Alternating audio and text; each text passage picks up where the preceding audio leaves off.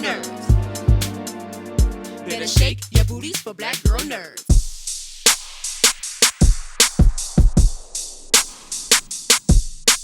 Thank you so much, both of you, for your time. Hey. I must ask you, Idris, I must begin with you. Whenever I ask British people to imitate an American accent, somehow it always sounds like the country. Is there an attachment between British people and the country when imitating Americans?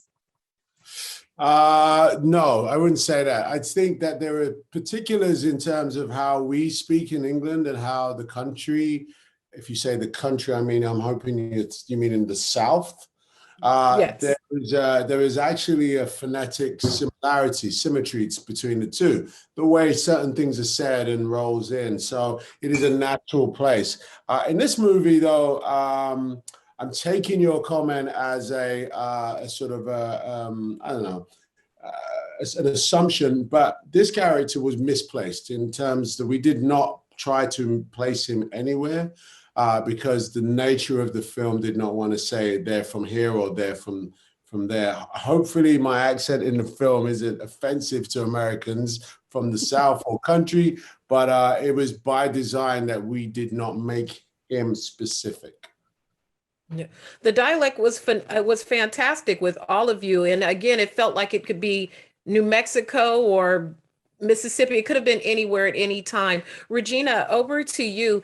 So much of Black culture, another example of Black culture that's largely overlooked in this country. There's tons of cowboys and people who still enjoy that lifestyle. When a film is like this is presented to you, what is most important for you to capture with regards to the essence of that time, the people, and the life they were living? Well, with any film that I do, I want it to have heart. And I think if you find a way to tap into the heart, whether it's a comedy, whether it's a Western, drama, whatever it may be, you're going to connect to it. I mean, I take a film like The Matrix, you know, that it's all of that action and CGI, but still that heart between Trinity and Morpheus and Neo, that's what that drew us to it. So I just feel like that heart was there from the beginning when James created this story, and we just kind of followed his lead and the fact that we were playing real people that pretty much have been wiped out of history. It was even more important to find the fun because we are entertaining, but hopefully people would leave the film and say, let me look them up. Let me ask the Google. Mm-hmm, mm-hmm. Talking to all your different co-stars, they described the time you all filmed together was almost like magical. Like the energy was right, the writing was superior, the music, they enjoyed it all. Idris, what was the most meaningful thing you took away from filming this project? It had challenges with COVID and all those different things, but how did it change you and fulfill you to complete this project? Look, perseverance is a big, big word that I associate to this whole process. This movie, which should have taken, all of 9 to 12 weeks to make, took to nearly 2 years. And not only that, a pandemic in between. And then a bonding between a cast that, Regina and I know each other for many years, but I got to know Jonathan Majors, RJ, all these actors that I didn't know personally, and now I like my brothers, okay? So there's a real sense of, I don't know, enriching, what's the word? I feel enriched by this cast. I feel enriched by this whole process because I got to make something very special, but also bond with people I didn't know before. It's marvelous. I watched it 3 times already. I've loved it. Thank you all for your time. I appreciate the both of you, and have a wonderful release. It's a terrific film. Thank you. Thank you. Take care. It is a pleasure to speak with you. There were so many layers of this film that were wonderful that I had to think about where I wanted to begin. So I will begin with this. This is a genre that's largely ignored Black people in this country, although we were quite prominent and part of the landscape in this period. Do you reflect on your character Nat Love and how this is expanding the knowledge of this time in history and Black people's place in it? I mean, you've nailed it. I mean, absolutely. I mean, the thing is, like, you can understand it, you can know it, but certain things are only dispensed to the masses on mass stages. You know, you got to have the right platform. You know, and so as much as I began to do my research and growing up in the Southwest, more or less, I understood the story, but it wasn't propagated. It wasn't put in the world with such clarity. It's very hard to get this information. You know what I mean? So to make a film like this, it's not a documentary. It's an entertaining, action-packed Western. We're pushing the genre to where it needs to be, in this time and place, and also recovering, and re-remembering what that time actually was, so it's a gift to not just the genre, but to the culture and to the folks, who are part of that. You were there, we were there, and we did the damn thing. So, I mean, it's not lost on me at all. When we look at the traditional quote unquote Western films, there's some very specific tenets. We got the guy in black and the guy in white and the horses and the whole saloons and the whole thing. What are some of the kind of canon of Western movies that you remember growing up that struck you, that you might have found enjoyable or didn't enjoy? Oh, wow. I mean, I guess the thing about the Western for me is that I never watched the Western by myself, right? I was always watching it with my grandfather or my mama, or briefly for a stint, my father, so they're connected to like family, for me. Some of the, what would I say? Like, I would say Lonesome Dove with Bobby Duvall. It's a big one. 310 to Yuma on my own. I watched that by myself, as a young adult. Butch Cassidy and the Sundance Kid, though, that's a brilliant film, and very much a piece of art, I think. And then there was Gunsmoke, Little House on the Prairie, because my mama used to watch Little House on the Prairie like to no end, and I was always there, So There's so much just magical talent in this film with you and Zazie Beetz. I mean, it's crazy, just the amount of Black royalty talent that is in this film. What was that first day on set? What did you guys, who did you film with? The very first scene you shot, who was it with, and what was that day like? First day up was one, we were just all so amazed, and I felt very blessed that we were actually going to shoot this movie. So there was that, because we were trying to shoot in the middle of a pandemic. We were shut down at the top of it and came back 5 months later. So just the fact that we were there at work, and it made sense, the first scene that we shot, because it was myself, Zazie Beetz, RJ Cyler, Edi Gathegi, the Nat Love gang, essentially. And who else was it? Delroy Lindo. Was it Lindo? And Deon Cole.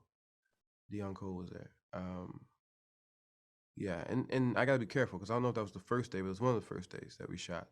And it meant a lot. We were all there together. And it's funny, the blocking of the scene is we were all in a circle, and we're all working it out together and trying to crack what we're gonna do, and who knows what. And the scene I'm speaking of, yeah. So yeah, it was quite magical. It was quite beautiful. And one of the things about it, there's nothing to compare it to, because you were surrounded by talent all around, and there's this kind of sense of, this is how we do it. This is how this goes, play hard, win hard, and let's have some fun, let's get busy, So there was it did feel sometimes like, we were the Temptations kind of bopping together, and then sometimes any moment we could turn it off, and it's like, is Jadakiss and Nas, at each other, you know what I mean? But it's this greatness coming at each other, it's like, boom, here it is, let's go, So it's beautiful. This film is some greatness. Thank you, Jonathan. Fabulous, wonderful film. I appreciate your time. Thank you, brother. Yes, ma'am. You're going to forever be my hair and spa. I get excited every time I see you.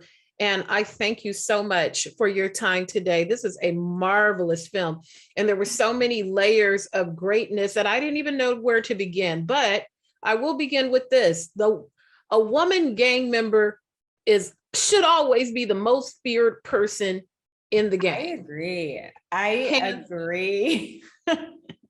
With Stagecoach Mary, she's walking this wonderful line between fierceness and femininity. What is that fine line for a woman in the Old West to make her way in as safe a manner as possible?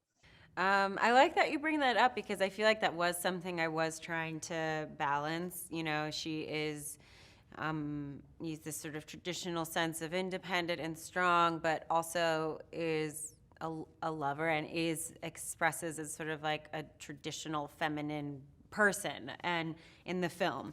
And I think in the movie, she kind of uses it to her advantage in some ways, you know, like she's this functional person when she's out on the road and like wears pants and, you know, wears stuff that she can breathe in and move in, which was important to me when we were designing the costumes around it. I was like, she's not fanciful in this space. She is getting shit done. And so we can't have frilly whatever. She needs to be like, I'm like, can get dirty in this. But then, you know, conversely, you know, when as a business owner, owning her saloon and kind of, you know, working with ladies of the night, I suppose, she uses her femininity in that space as a power. I think it's sort of to bring customers in as a performer and, you know, using that to make money and to support herself and the people she's employing. And so I like the idea of using sort of her sexuality and her femininity in a position of power and owning her room and owning her space and having it be on her own terms. And I think that's still something we struggle with sort of nowadays of like, I feel like it's looked down. I feel like women are looked down on when they use their sexuality, and that is a part of being a human. And so, I don't know. I always find that conversation very fascinating. And you know, this for women during this time, there were very few women in the West who were just sort of like independent, doing their own thing, because yes, it was dangerous and so I feel like yes, a gang member woman was someone not to be toiled with. I like that you expounded on that because it's true. When you think of the traditional old Westerns, like the hot brooding man in black that everyone's pining over because he's the bad boy and everyone falls in love with him. But I like in this case, the Stagecoach Mary owns that, but it's not over the top. And she's fierce and strong, but it's not over the top. It's all layers of what make her great and what makes her an essential part of the gang. So I love that about how you portrayed her. There is so much epic Black talent in this film. It's just bananas, especially in a genre that has largely overlooked Black people as if we didn't exist during the Wild Wild West, or just even that time period in general. Time with your after you signed it and just reflected on it. Can you just repeat that last bit one more time? I think the internet must have slipped or something. Oh, no problem. Do you, after you signed the film and agreed to film and now it's done, have you spent time with yourself reflecting on just the magnitude of people's eyes that will just be mind blown after seeing all the old school ways where it was just maybe 3 white guys and maybe a Native American portrayed? Yeah, I do, because I think people will probably see, or I think some people will potentially approach this film as thinking this could never have been real, you know, this many Black people in a space in the Old West. And I can't wait for people to do just a very quick Google search and realize, oh, this was very real. And this was very much, I think, sort of a historical part of our country, and United States history. Like, there were all Black towns. We were living on our own terms. We built our own communities, had our own businesses, and 25% of the people living in the Old West were Black. And, I think it's interesting, like, which you can see the power of Hollywood and the media. I didn't know that. And it convinces other people to be like, that can't be true. And just because of based on what we see. And it kind of blew my mind when I was doing my research and reading about all the people that inhabited the Old West, that looked like us and thrived. And I'm excited for people to discover the truth about that, and to sort of shift their whole mind on, I think American history as well, and how much we have truly contributed to every aspect of it, even something that we're like, oh, that we traditionally don't think of as including us, when we most certainly were there. For sure. For sure. This movie is off the chain. You are amazing in it. The whole movie the music is crazy. Thank you so much for your time. I appreciate talking to you. Thank you. You too. See you next time. Bye. See, I knew you were wearing blue today, so I wore this knowing you were going to wear blue today. That's because that's how we roll. It's just coordination. Rest in peace, John Rufus Buck. Coordinate.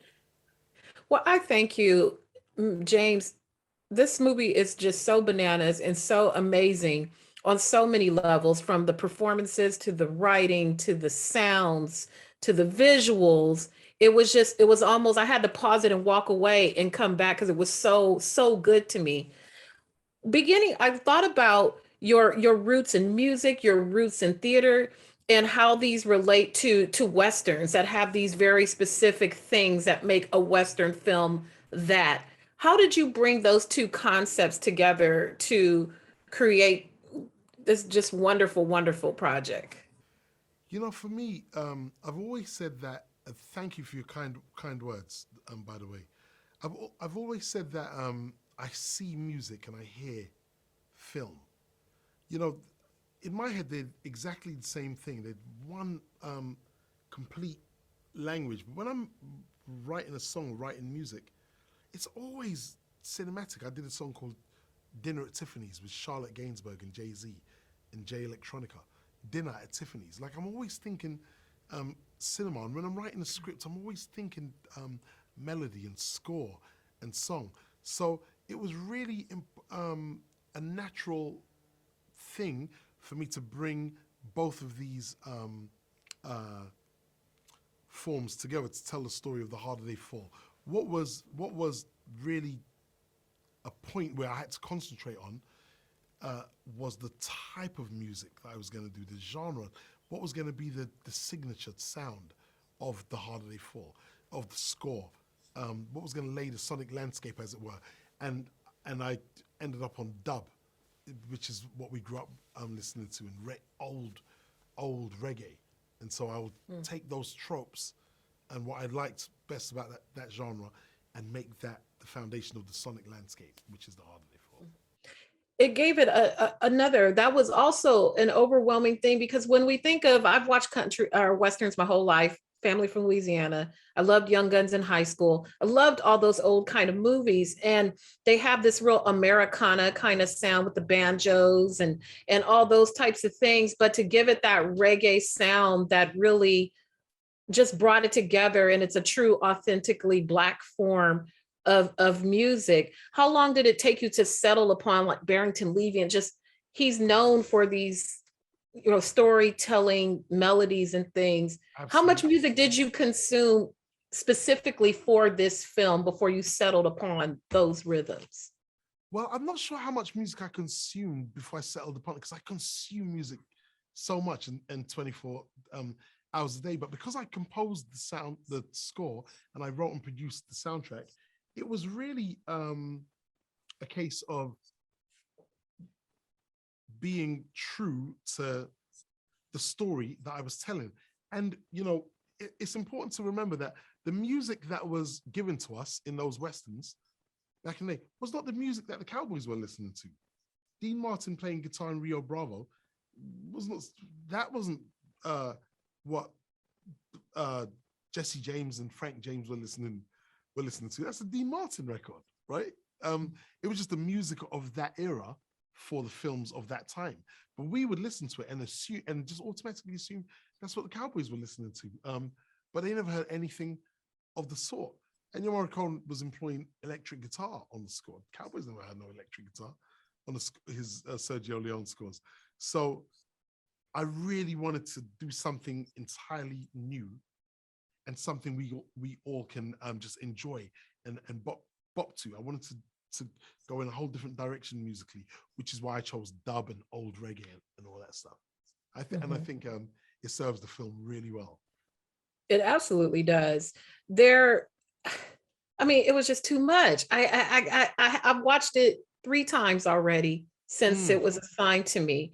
And every time I saw something different, from the richness of the talent to the ladies walking a line of fierceness and femininity, and just the way they all interacted with each other. What were the first days on set like? With the first scene that you all shot? I know it was the one in the circle, I think. Jonathan told me that, but what was that first day energy like as the journey set forth? The first day energy was amazing. It didn't really let up. It stayed pretty much that energy throughout. First day energy was amazing. Just looking in the eyes of Nat Love, because Jonathan does not break character. So he stays in that character through the entire time you are on set, off set, the entire period of shooting and before. And so just to look at the eyes of Nat Love in front of a camera and looking at him through a monitor and seeing what the world is going to see was absolutely a trip. And seeing all of these people that, you know, we had all come together and decided we're going to make The Harder They Fall, seeing them all on the first day at work, and all the nuances within, it was tear jerking, really. It was like you have a quiet cry inside, like I promise I'm gonna make the best movie and make everyone proud, and it's gonna be the harder day fall. It's one of those ones, like it's hard. You're gonna cry in the car. This movie is a triumph. I thank you, sir, for this film and your talent. This is a wonderful project, and I'm so appreciative of speaking with you. Thank you so much. Thank you, Queen. And thank you for all your kind words, and let's go. Let's go.